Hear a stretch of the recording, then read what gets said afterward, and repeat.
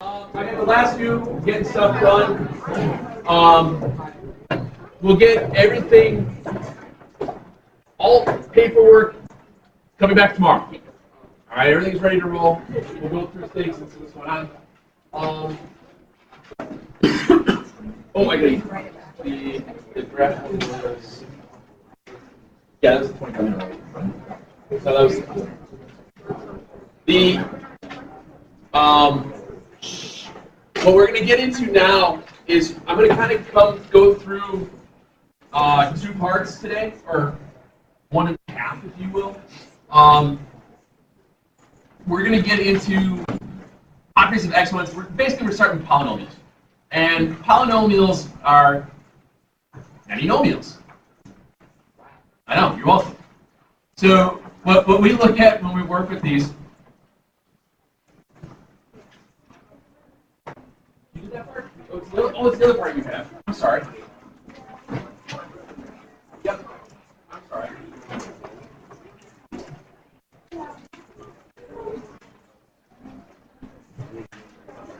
Yes. Unless you don't want to. Sorry.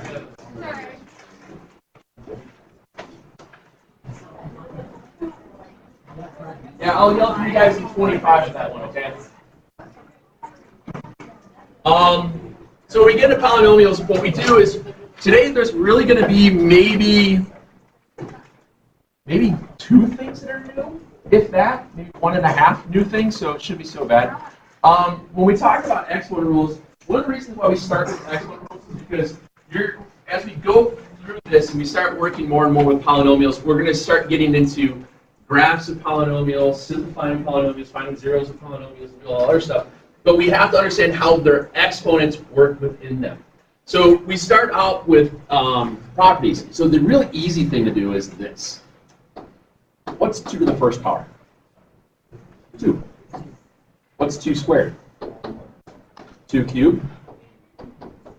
2 to the 4th. 2 to the 5th. Yeah. Okay, I'm assuming you can see the pattern right about now. Now, what if we go the other way? What's 2 to the 0? Think about what's happening. As you're moving this way, you're times 2 times 2 times 2 times 2. You go the other way, you're dividing by 2, right? So what's 2 to the 0? 1. What's 2 to the negative 1? 1/2. 1/2. What's 2 to the negative 2?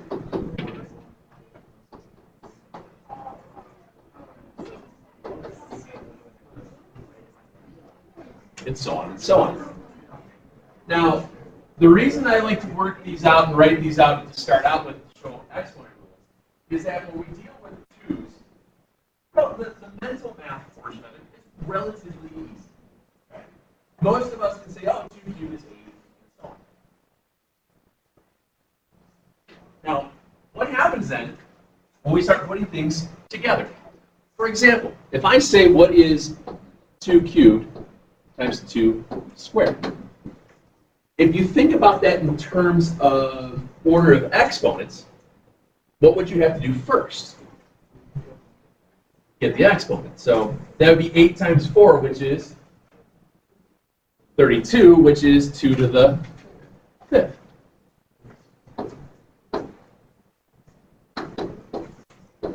Okay. What about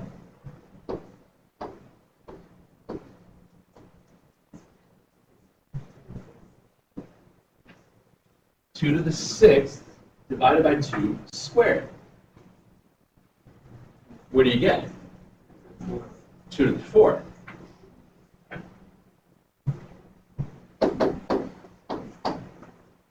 Let's see if we make this tough.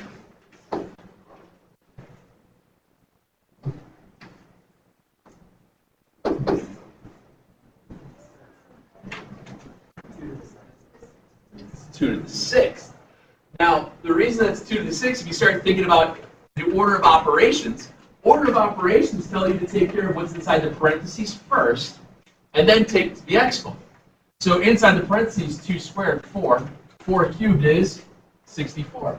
2 to the third is 2 to the, 2 squared to the third is 2 to the sixth. So what we're getting at here is that there are certain rules that are built in between what are called bases and their exponents. The base here would be a 2. The exponent is that little thingy floating above it. You all do that. Yeah. So when we're talking about yes, ma'am. What's 6 minus 2? Or think of it this way. This is the same as saying 64 divided by 4, which is 16, which is 2. So we get these properties of exponents. You may or may not have seen some of these.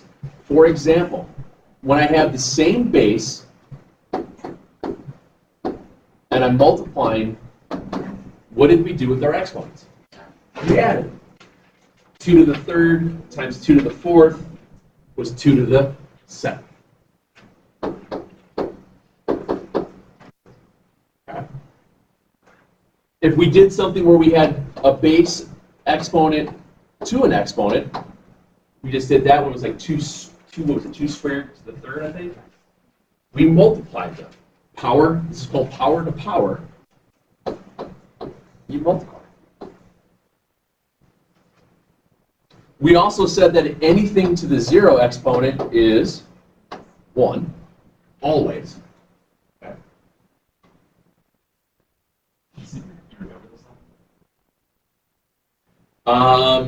You get, division is where it gets weird.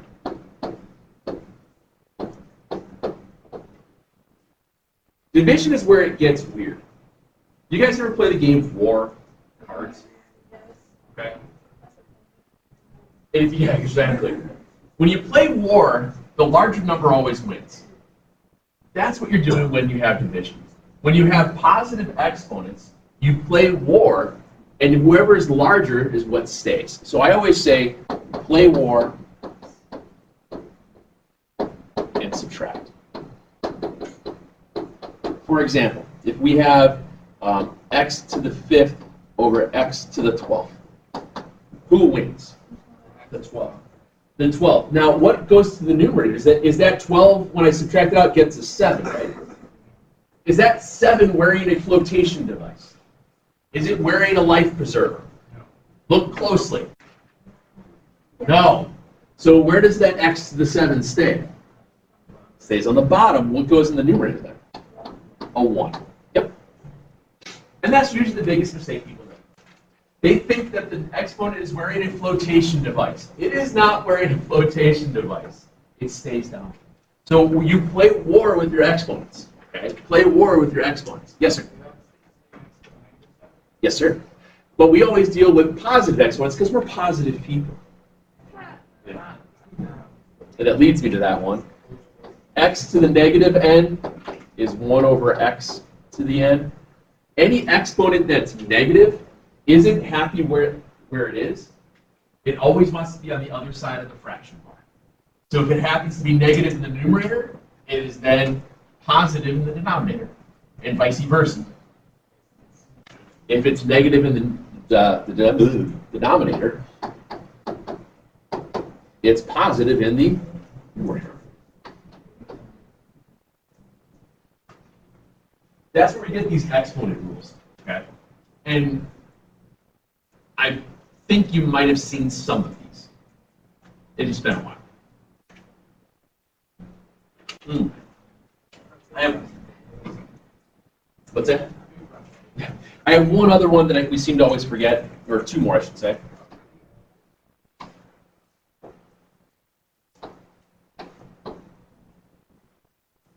What do you think you have to do here?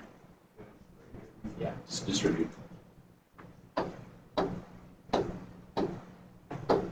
And then it also works the same if it's a fraction.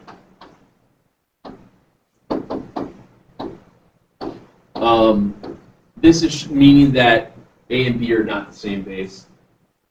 And a lot of times with these, you're also going to see they'll write out B b such that not equal to 0. You'll see that a lot, where b is not equal to 0. Anything with the denominators, when they start messing around like that, they'll say, oh, b is not equal to 0. They'll put that in your instructions. So I would worry about it. Okay. Yeah, there's some of these weird rules like that. You know, vortex is a death.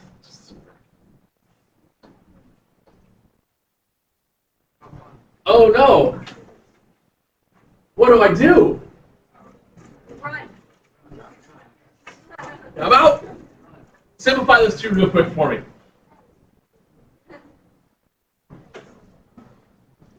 Don't tell me what.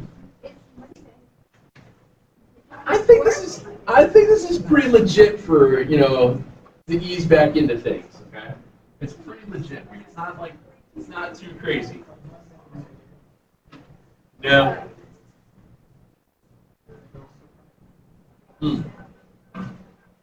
One suggestion as you're doing things like this, because obviously I gave a couple of very relatively simple ones, but my suggestion, always deal with your numbers first, simplify your fractions with your numbers before you do anything, and then always go variable by variable, and try to do them all, and don't try to do everything at once. You'll skip something, tough mistake. So, 5 over 2, can I simplify that, Eddie? So I get 5 over 2, x squared over x to the negative 1. What happens? X cubed. Good. That negative 1 goes up top because it's not happy where it is. So we make them happy. And then you have y over y cubed. Y squared on the bottom. Very good. And that's the idea of playing war.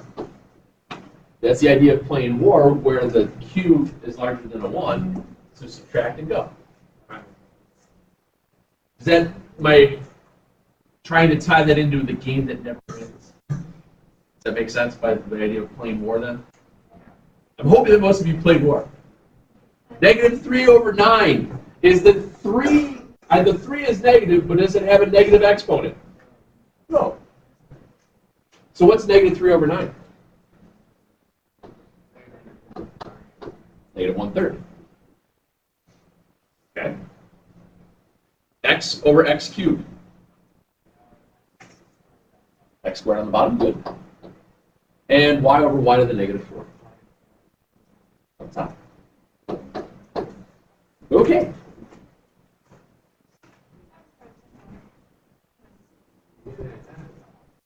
You okay in 6.1?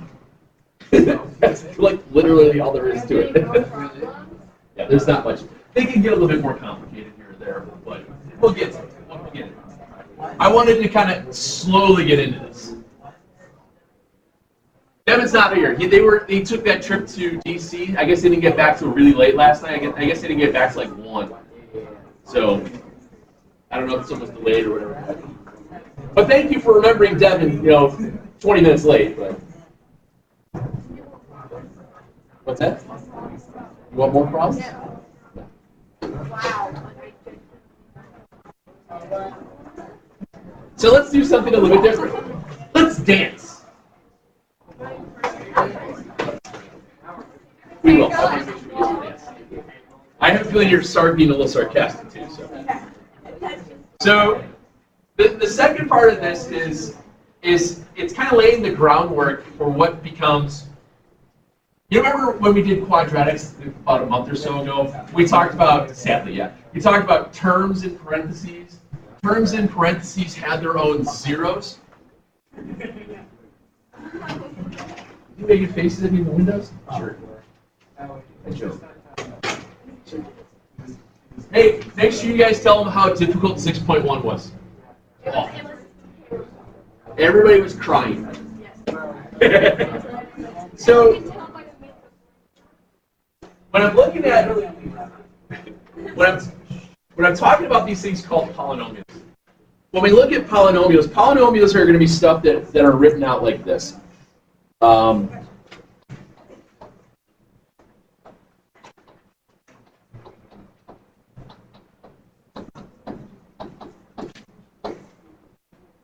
That's a polynomial.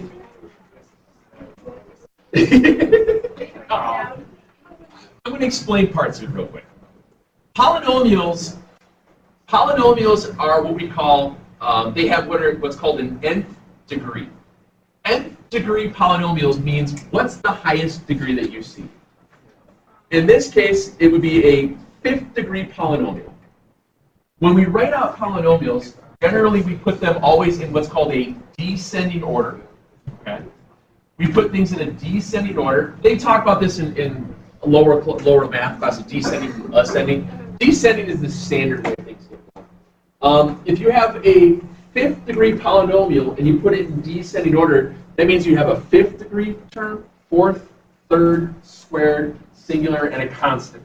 Which means in a fifth degree polynomial, you can have up to 6 parts to it. What that means is that for whatever nth degree it is, you can have up to n plus 1 parts. In this case, I'm missing one, aren't I? What am I missing? The cube. And that's okay. And there's nothing wrong with that. All right? The idea here is that we can talk about a fifth degree polynomial can have up to 6 parts to it. If it has a fifth degree polynomial, that means it also not only has 6 parts, but it can have up to 5 zeros. If it has 5 zeros, it means it crosses the x-axis 5 times. If it crosses the x-axis 5 separate occasions, exactly, it changes direction 4 times, up to 4 times. You have n plus 1 terms, you have n possible zeros, and you have n minus 1 possible changes of direction. Polynomials are crazy, but as you get into it, it's super easy to work with. It really is. Okay? It really, really is. What I want to get at, though, is what do they look like graphically? And that's the other thing. As we build into this, we will be able to learn where are their changes directions. How does it factor itself through? How wide is it? But what we look at to start with is what's happening at the tails of these equations. Okay? What I mean by the tails is what's happening at the very ends as it's getting larger and larger and larger for infinity.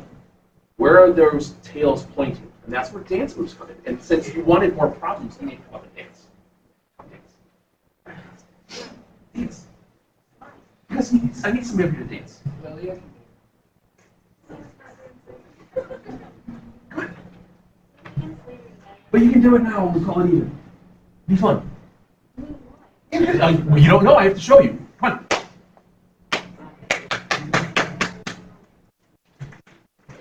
All right. So, if you were to face the board, you're going to face the board, and you're going to draw what a line looks like that has a positive slope. Using your arms only, show me a line with positive slope with your arms. Now show me your legs. All right. Now this is a tough one. X squared. Remember what x squared looked like?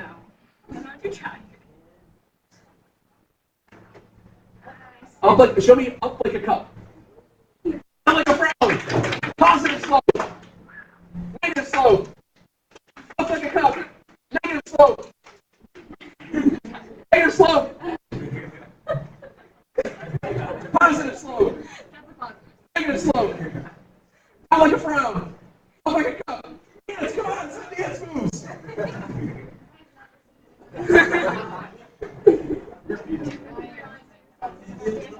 She's just being a bum. Okay? Polynomial. Take your calculator out. Let me show you what I'm talking about. I want to show you what's happening with these dance moves.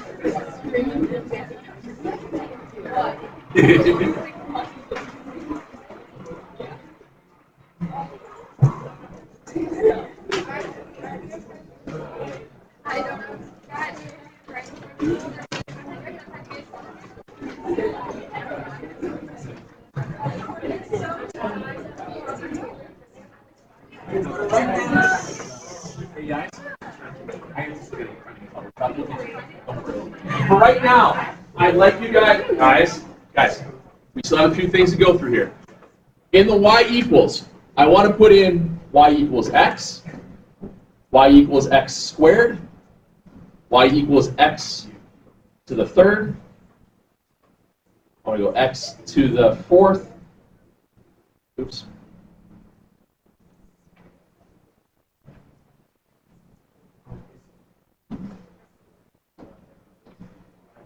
X to the fourth. X, I'm going to go to 6 of them.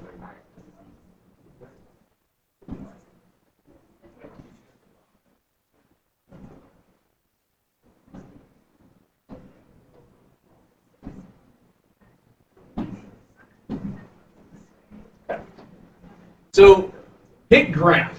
And what's really cool with these is that since they're all different colors, you'll be able to tell which one's which.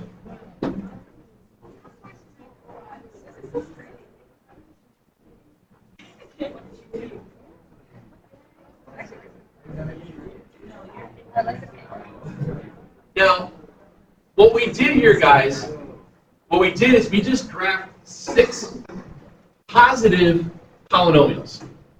Okay, we graphed 6 positive polynomials. We graphed y equals x squared, y equals x cubed, y equals x to the fourth, y equals x to the fifth, x to the sixth. Okay. Now, do you guys agree that the exponents are either even or odd? 1, 3, 5, 2, 4, 6. Okay. What I want to show you is this. Go back to the y equals table. And I want you to turn off the even graphs. Here's how you do that. Move to the left so your cursor is blinking on the equal sign, and just hit enter on the equal sign as you go down over the evens, and that turns off that graph. That's how you're able to turn on and off a graph on these. Okay? So right now, if I hit graph, only the odd exponents should show up, 1, 3, and 5. So if you hit graph,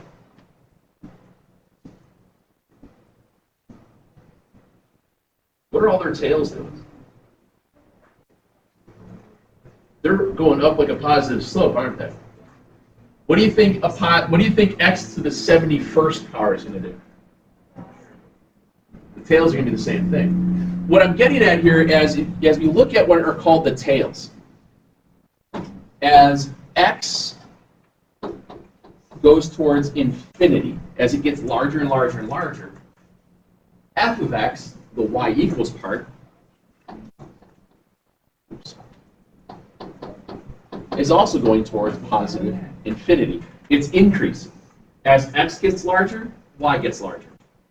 As x gets smaller, y gets smaller. It mirrors the same idea of a positive slope. So the tails of any odd exponent positive first term will always be down up. No matter what's going on in the middle with all those zigzags and stuff, the ends are always going that way. So the other one then, if you go back and look at the evens, all of the evens were doing this. Bless you. All of our evens, when it's an even exponent, if the first term is positive, they're all up like a cup. If they're negative, they would be down like a frown. So you get this little trick rule here. For positive first term odd exponent, your tails are always doing that. For a negative first term odd exponent, your tails are always doing that. Notice how I'm not connecting that line? I'm not connecting that line because, like Nelson was doing this earlier, you're going to have all this ziggy-zaggy stuff going on in the middle that will eventually figure out what's going on in the middle. But I know for certain that my tails will always, always, always mirror positive or negative slope, or up like a cup, down like a frown. No matter what. That's a rule that always happens. It's a nice, easy way to go through this, as opposed to reading, you should see the verbiage the textbooks use. And then for positive x with an even, our tails are up. Negative x even, our tails are down. Okay? And really, what I was trying to get Rebecca to do was just the dance. Positives, negatives, ups, downs. And then no matter what's going on, it's going to be one of those 4. That's the only 4 possible ways you can make it work. Okay? That's how our dance moves work. So whenever you see a polynomial now,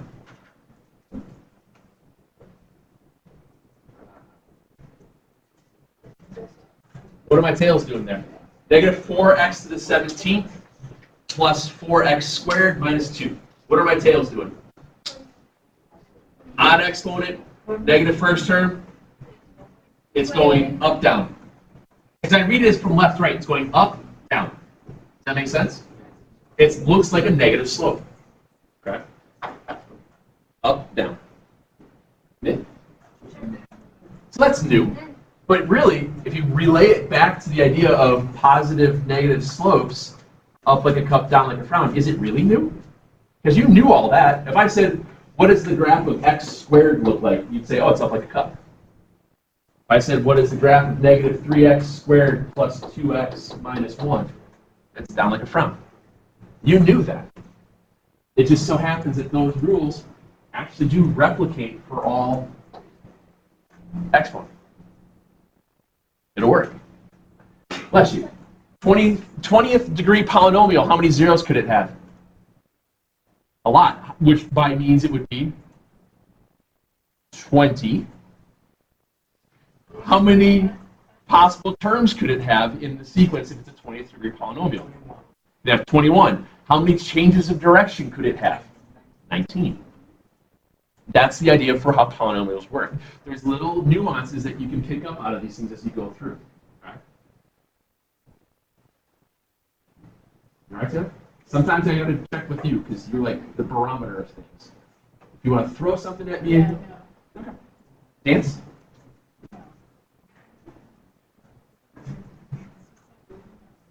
Dancing. Some people it's dancing.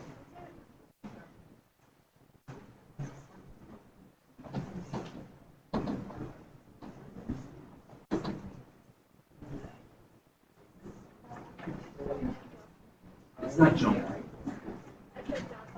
Where's my? Oh, I'll find it later. All right.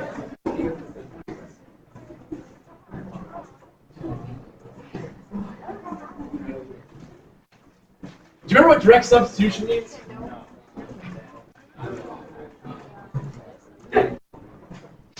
Direct substitution. Direct substitution is basically plug and chug. So if I want to use direct substitution to figure out what f of 3 is, oh, do you remember what f of x and what all that stuff means? Bless you. Yeah, function of x. It just means that it's a function of x. So when I see f of 3, that means everywhere I see an x, I'm going to put a 3. If it said f of shoe, everywhere you see an x, you would put a shoe. Exactly. No big deal. Here's the table there. When I'm using direct substitution, it is quite literally, all right, plug and chug. That means f of 3 is 3 to the 4th minus 8 times 3 squared plus 5 times 3 minus 7. And you press a whole bunch of buttons in your calculator. I think you get 98. It's 81, 162 minus 72 plus 15 minus 7. It is 98? 162. 3 to the 4th is 81. 81 times 2 is the 162. What if I told you there was a different way? Yeah. Because if I show you this method, there's a way that the reason why we show this other method, because it's going to make working with polynomials so much easier. Now, this isn't a terrible method. It just it takes a little bit of time. What if I told you there's a way of doing it that it looks like this?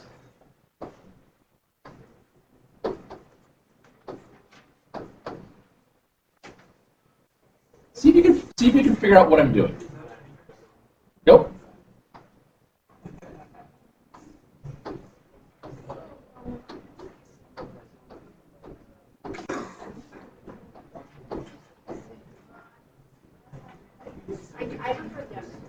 Oh, contraire. I am going to tell you that this method is a way of working with polynomials that eventually we're going to be able to factor using this method. This is called synthetic substitution.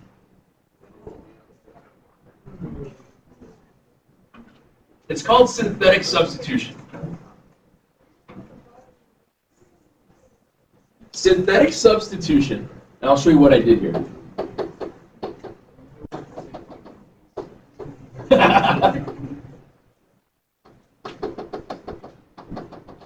Synthetic substitution, notice what I did. I took the coefficients of the polynomial in descending order. But what did I have put in though? I put that 0 in, and why did I put that 0 in? Because they don't have a cube. So the idea that I've been saying, hey, if a fourth degree polynomial, how many terms should I have up to? 5. Fourth degree polynomial. So if it's a fourth degree polynomial, it should have 5 parts to it. Our polynomial only has 4 parts to it, which means I need to have a placeholder somewhere. That placeholder goes in where it goes in descending order. X to the 4th, x cubed, x squared, x, and our constant. I have to put a placeholder in if any one of those is missing. In order for synthetic substitution or synthetic division, as we get towards that, in order for that to work, you have to have placeholders for all possible spots. Okay? So if you have a fourth degree polynomial, you have to have 5 parts in here. Sixth degree polynomial, I have to have 7, and so on. Thanks for keeping up. Now, what I did here was this. I dropped this number first. Always. That's always your first rule. I multiply on the outside. I write it in here. Then I add them going down. Drop the 2. 3 times 2 is 6. 0 plus 6 is 6. 3 times 6 is 18. Negative 8 plus 18 is 10. 3 times 10 is 30. 5 and 30 is 35. 3 times 35 is 105. And 105 and negative 7 is 98. And you get the exact same result. Yes, ma'am? Yeah. Those are just operations. Those are just operational. Eventually, I don't know if we probably won't get to it this week, but that row will have important parts to it in about a week. The process of doing this method of what's called synthetic substitution, or when we change it up to call it synthetic division, there's a reason for something to happen down below. Yes, sir. Yes, sir. Yep. Yes, ma'am. Wherever it's missing. So if we had a fourth degree polynomial to start with. So I had a fourth degree polynomial. I didn't have a third degree, so that's where it goes. So it's like 0x cubed. Does that make sense? Yeah. Let me show you another one. Oh, I didn't open it.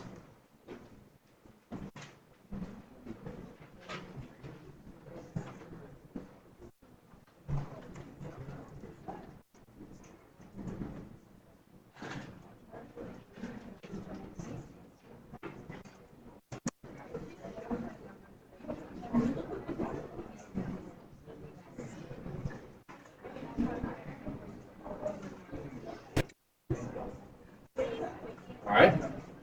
So let's use this.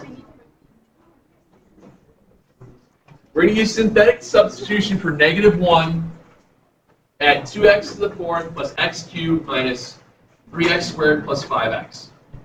So I have another fourth degree polynomial, which means how many parts should I have? I have 5 of them. They're asking you to use synthetic substitution when x is -1. So when I'm using my substitution, then I put the -1 up front, and then I use my coefficients. 2, 1, -3, 5, and 0. I still have to put a placeholder for the constant, because this is a fourth degree polynomial. I have to have 5 parts to it. Otherwise, it won't work. Okay.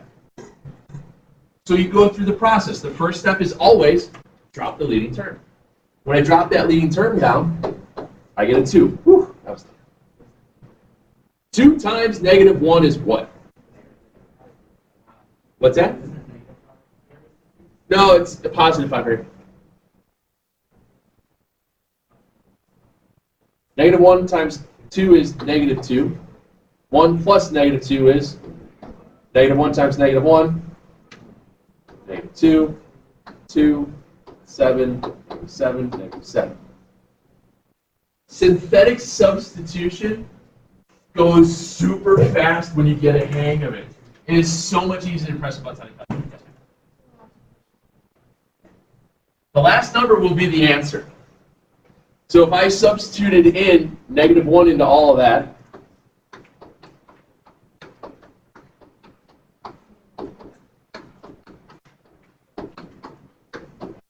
most of you guys will screw up something along those lines about squaring a negative or cubing a negative, because it happens.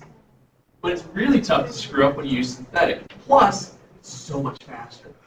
Okay? And eventually, if this number becomes a 0 by chance, if that number becomes a 0, really crazy things happen. We're not there yet. It's got to tell you a little bit about something every once in a while just to keep you like thinking. What's that?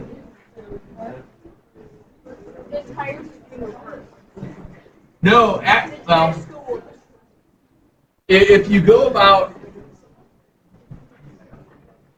about something that you can factor, let's say you have x squared plus 5x plus 6. That factors out to be what? 2 and 3? What are your zeros? If I factored this, it'd be x plus 2, x plus 3. If I set it equal to 0, I get negative 2, negative 3. So, guys, when we get to this, if I divide by what a 0 is,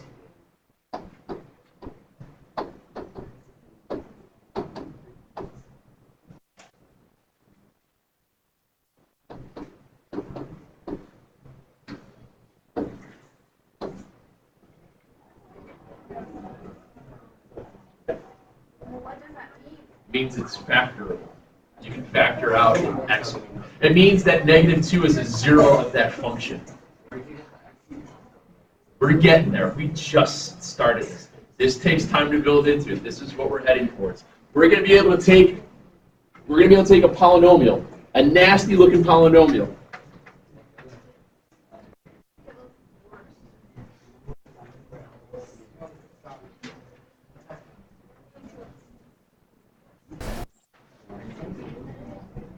I'm going to be able to take this nasty looking polynomial and factor it by synthetic division. And it is super easy and fast. Okay? So tonight, what I have you guys working on are two sections. I have 6.1 and 6.2 thrown on there. I didn't put down the numbers on the calendar yet. I did that with first harvest if I have it on here.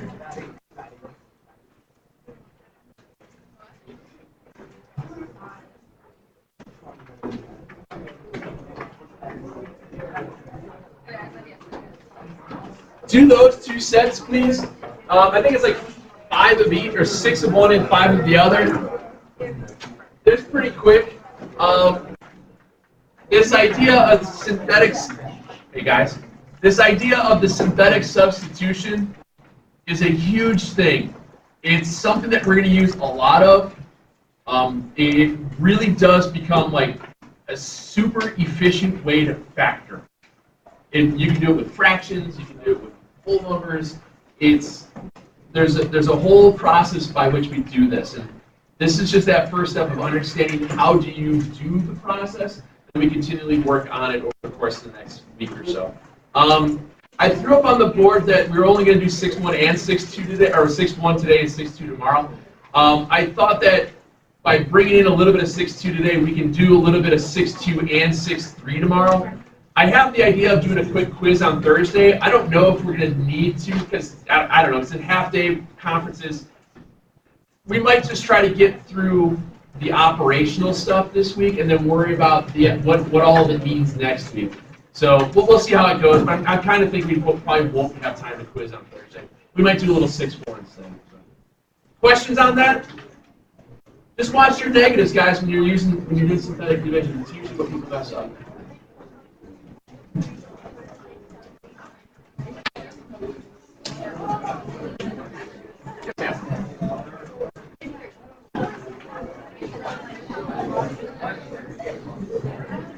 And like, people from 8 is 5 or 7. Yeah, I don't know. I didn't do it. But